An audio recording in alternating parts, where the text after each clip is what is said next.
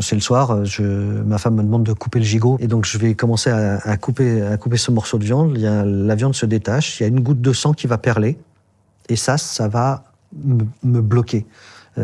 J'ai l'impression que je vais tomber. Mes jambes sont en train de lâcher. Je peux même pas lâcher le couteau que j'ai dans la main. Et là, je vais avoir un retour des flashs, les images, les sons, les bruits. Tout revient d'un seul coup. Moi, j'étais barman. J'ai été en arrêt maladie jusqu'en 2018. En 2018, il a fallu que je me pose la question de savoir ce que je faisais de ma vie, parce que même si, je pouvais pas être en arrêt maladie toute ma vie, j'avais des factures à payer, voilà. J'ai recommencé un métier de photographe, mais par dépit, quoi, parce que j'ai été incapable d'être barman et de retourner dans ce contexte qui ressemblait à celui du Bataclan, en fait. Moi, j'avais peur des chantiers, par exemple, parce qu'il y avait des marteaux-piqueurs, des choses, les gros bruits. J'avais peur des livraisons, j'avais peur des rideaux de magasins. J'avais extrêmement peur des mouvements de foule, par exemple.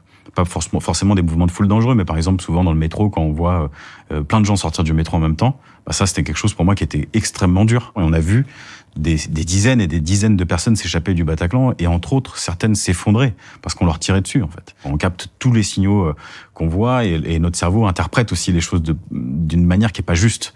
Un rideau de magasin, c'est un rideau de magasin, c'est pas un coup de feu, mais lui, il entend un coup de feu. L'hypervigilance est partie au bout de 2 ans, et ensuite, elles sont restées les insomnies, les cauchemars, voilà, ce genre de choses qui sont parfois même plus handicapantes pour moi que l'hypervigilance.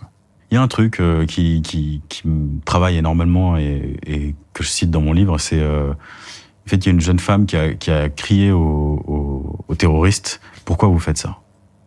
Et en fait, on l'a plus jamais entendue, elle a été tuée.